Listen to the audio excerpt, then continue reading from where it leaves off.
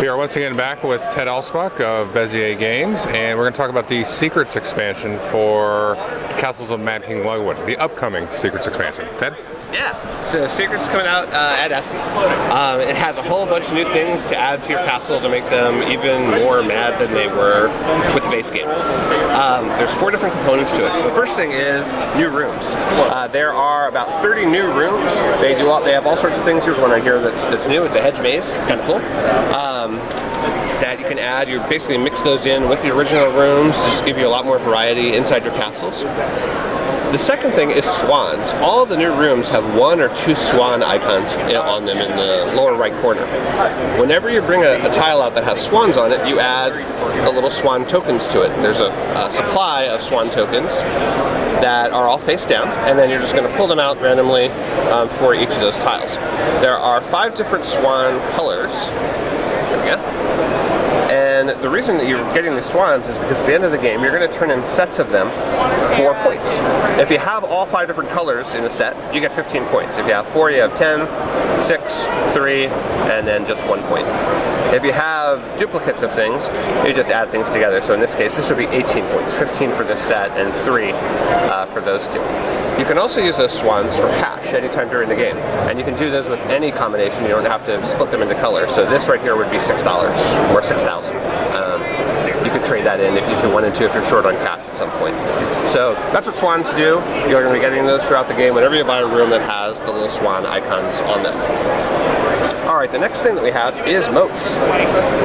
Unlike the original game, instead of starting with just a foyer, you're starting with a barbican. Barbican is kind of an entryway to a castle that actually has some water around the edge of it here, and a little drawbridge sticking out.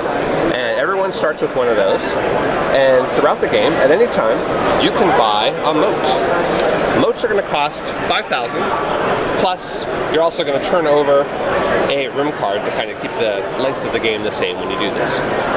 When you buy a moat, you can add it to either side of your castle, and the moat itself is going to give you 1 point for every room in your castle. Basically, it's kind of like one of the dungeon or the downstairs rooms, but for every room type, except for outdoors and corridors. And an additional 3 points for doing that.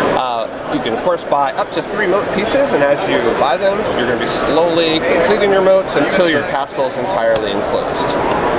Now, once you place that last piece, there's a new reward that you get in addition to the regular room completion rewards. And it's a moat reward, and it's probably the most awesome reward in the game. It allows you to pick up any one stack, your choice, look through it, find a tile you like, and place it for free. So once you've completed a moat, you basically get a free room of your choice in the castle. Now, of course, that does come with some constraints. Moats aren't all good because now you're limited to this space for building most of your castle. All of the rooms, all of the regular upstairs and downstairs rooms that you build in your castle have to go inside here. You can, however, build outdoor rooms across the drawbridge and outside. So you can add an outdoor room here and add some more outdoor rooms outside of here, but that's the only thing you can build outside of your castle at that point. So I know for a lot of people in the original game, people are just building castles that sprawl and go off in any direction. This will force you to keep them tight if you want to have moats. You never have to, of course, but if you choose to go down the moat path, you're going to try and keep your castle as tight and compact as possible, and end up buying smaller rooms than larger rooms, because the larger rooms, of course, aren't going to fit as well. And then when you pick your free room, you're probably going to choose a small one, not a big one, in order to get more things in there. So that's moats. And the last thing that's in the expansion are secret passages. Each player starts with 3 different secret passages. A straight one, a corner one, and this tiny little one here. And secret passages do a couple things for you. First, they let you connect things that might not have fit otherwise. Like, for instance, hedge maze doesn't really fit right here, but maybe I still want to put it on here. I could do that with this little corner secret passage, and now I can connect where I might not have been able to do it otherwise. That's minor. That's nice and convenient, but not that useful. What's really good is this little X2 that's on here.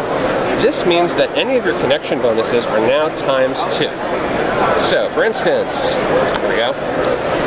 If I were to connect this hibernatorium here to my barbican, because it's a corridor, instead of getting 2 points for connecting, I'm going to get 4 points for connecting. Even better if, because I'm super smart, I don't have it out here right now. Let's say I did this. If I have something like this that gives me 4 points for connecting someplace else, and then I connect to another room like this, and let's get another yellow room out. Connect this one here. And I continue to do that, I'm going to get a lot of points, because this instead of 4 points, it's 8 points. And when I rescore this room for the reward, it doubles, including those times 2s. So with something like this, you could theoretically get, let's say it's 28, I think it's like 30 points for just the rescoring of that room when you're all done by using secret passages effectively. The last thing that secret passages do is they prevent you from getting penalties. So normally, if I were to place these 2 rooms together, I'd have a penalty of 2 points because it says if you place next to a blue room, there's a 2-point penalty. Well, if I put a secret passage there, that blocks and muffles the sound, so I no longer have that penalty. So secret passages basically give you all the benefits of connecting without any of the drawbacks from connecting to different rooms. And that is pretty much, there's a few extra favors and a couple of little things going on, but that's the bulk. How do you get the secret passages again? You just put them out there? It starts with 3 of the secret passages. Okay. You play them, anytime you buy a room, you can place them along with the secret passage. Okay. Yeah. Awesome. Thanks, Ted. You're welcome. Thanks.